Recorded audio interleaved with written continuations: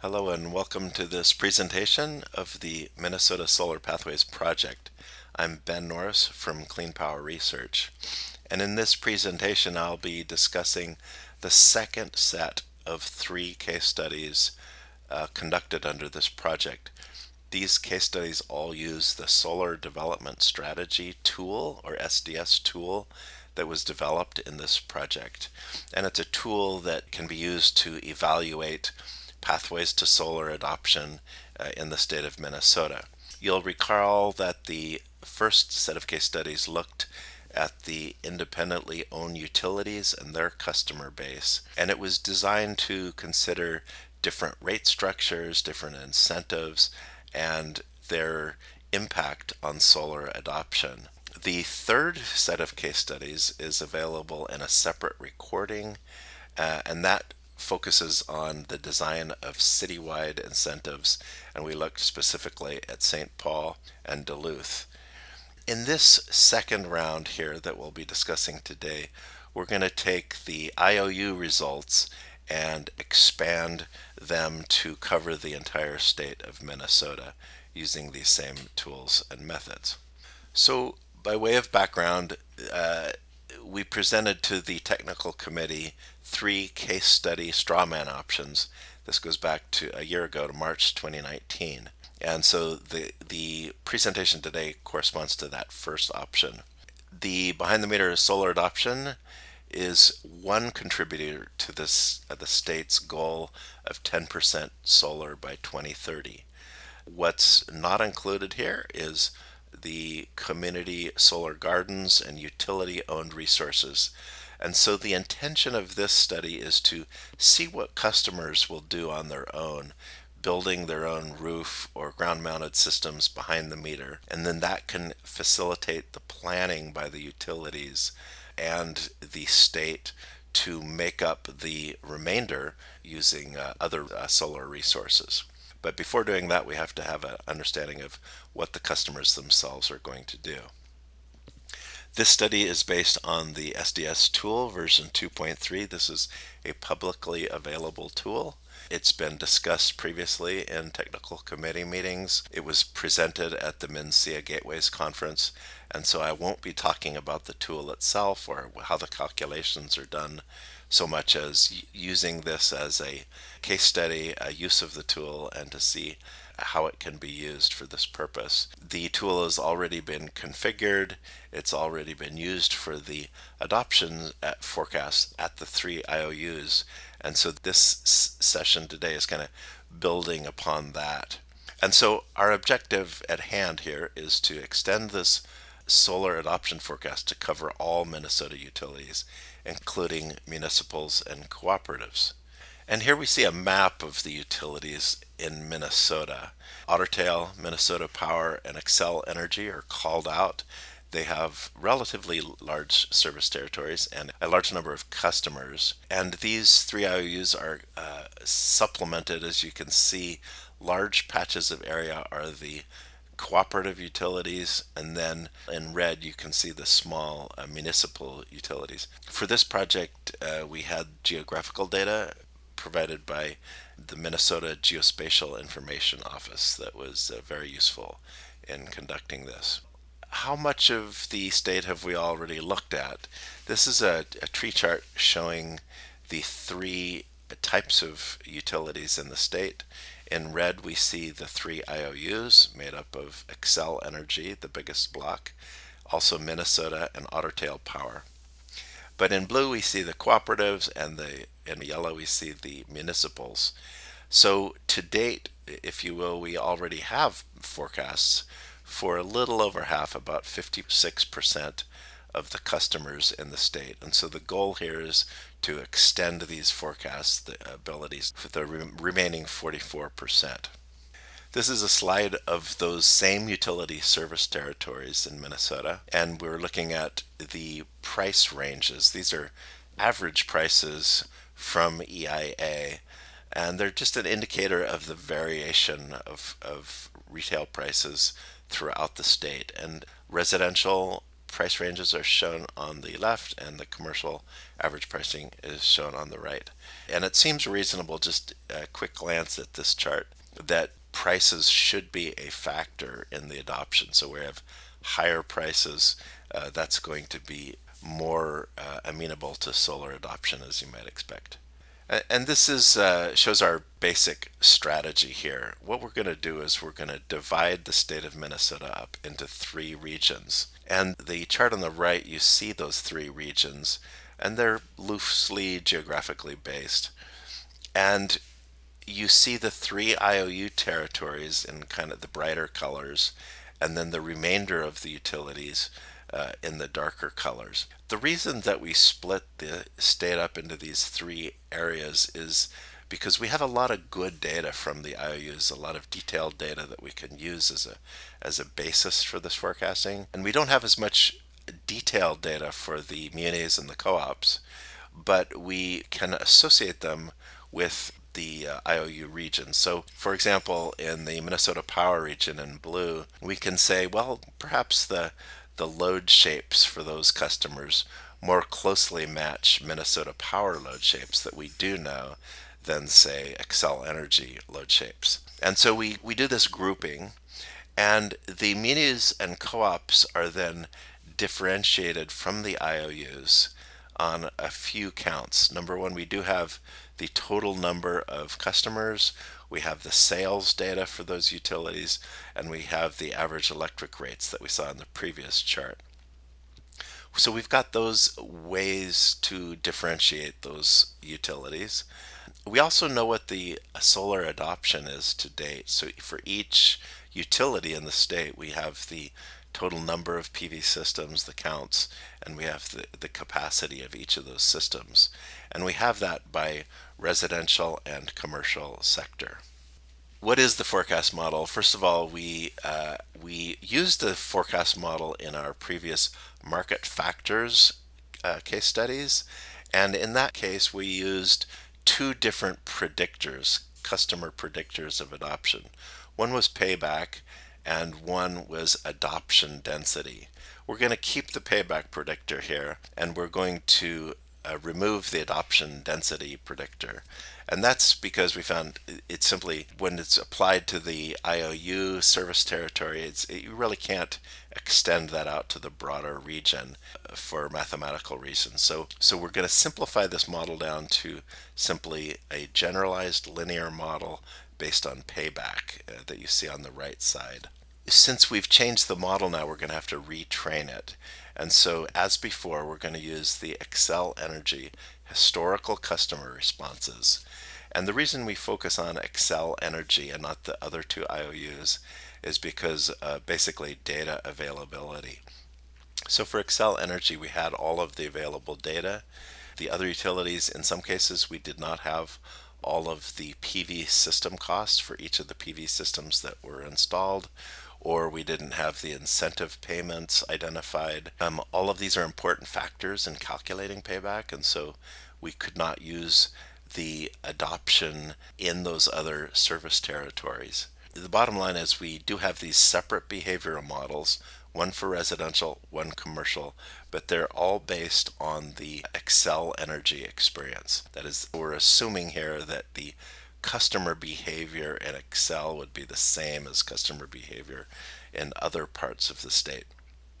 We then vary regional payback, so the inputs to the model then depend on which utility we're looking at.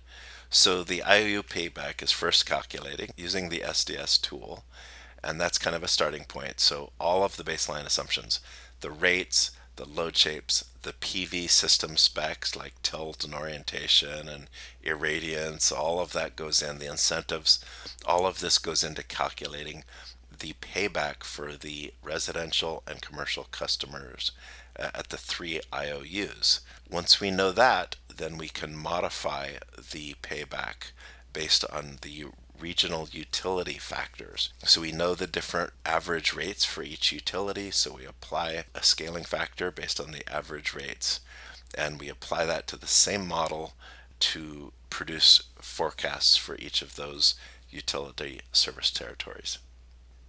Here we see the incentive assumptions that were used for the three IOUs. Again, this goes into the, the baseline forecasts before extending it to the other regional utilities. So for the residential, for Xcel Energy, we have the assumption implicit here that solar rewards continues unchanged through the year 2030. Currently, that's at 7 cents per kilowatt hour for the first 10 years. After 10 years, that goes away. And we can calculate sort of an equivalent upfront incentive of 69 cents per watt. For Xcel commercial customers, it's the same basic program, except the rate is not 7 cents, but it goes to 6 cents. That's equivalent to 59 cents per watt upfront incentive. For Minnesota Power, we did essentially what the same assumption as in the market factors case study. So the Solar Sense program continues. We assume that the program continues at a 30% buy down through 2030. And so the actual amount of that will range. It'll start out around 86 cents a watt. And because PV is getting cheaper over time, it goes up and down a little bit, but essentially in the year 2030, it goes down to about 49 cents a watt. Also for commercial, same as the market factors case study. And in that case, we noticed that the rebate hits, the constraint there is that it's hitting this maximum amount of $20,000. And so that essentially is 41 cents per watt equivalent for the commercial customers. Otter Tail Power, we assume no incentive is available through the duration of the study period. Here we see IOU payback. Again, this is before we get to the regional utilities. We're just looking at the IOU payback. And we see that it follows the same kind of trends for the residential customers. It jumps up quite a bit in the year 2022. These first few years are heavily influenced by the federal tax credit. So the payback increases when those tax credits go away. The dotted lines are the commercial payback periods for the three IOUs. And those also jump up in the year 2022, but to a lesser extent because the federal tax credit does continue at a low level for some years. So this is the payback. That's the basis for our forecasting through 2030 for the IOUs. And again, these are then adapted to the other utilities based on their average rates. Here we see an example of regional calculation. So just for illustrative purposes, we're looking at the Xcel Energy region. That is all of the utilities, the munis and the co-ops that lie in that southern defined region, but which do not include Xcel Energy itself, which are tabulated separately. And I'm not going to go through this in a lot of detail. We've seen this type of calculation before in our previous presentations, but essentially you see how payback year by year is the key input. We calculate what's called the generalized linear model, G of X. From that we calculate pi, which is our probability of adoption. That's the probability of adoption by a given customer in a given year. And we apply that to the remaining non-adopter pool, and that's the pool of customers. In this case, that region starts with 670,000 customers in the residential sector. And as you have more and more adoption, that pool decreases in size down to 643,000. Each year we calculate the count of new adopters. So for example, in 2019, we're showing 217 adopters, and the capacity of those 217 systems is 2.5 megawatts. We keep a tally of our cumulative adoption in the next couple of columns and our remaining non-adopter pool. And staying now with this regional group of utilities, we do a regional forecast for Xcel Energy. And so this is illustrative again just for the residential sector only. We see here the count in dotted line and the megawatts of cumulative adoption in solid red. And so we see that by the end of 2030, based on these calculations, we're coming up with approximately a total of 4,500 systems, including today's existing systems. And this provides a capacity of about 55 megawatts. So this process was then repeated for the remaining two regions. A forecast was provided for each of those regions as well. In total, we see this adoption forecast. And so this is an adoption forecast for each of the IOUs and for each of the surrounding regions. So there's a total of 6 forecasts shown here. The red ones for the Excel regions, the blue for the Minnesota Power, and the green for Otter Tail Power and its surrounding region. We see that by 2030, if you add it all up and incorporate all of the forecast data that was described previously, we come up with somewhere around 19,000 total rooftop behind the meter PV systems statewide by 2030.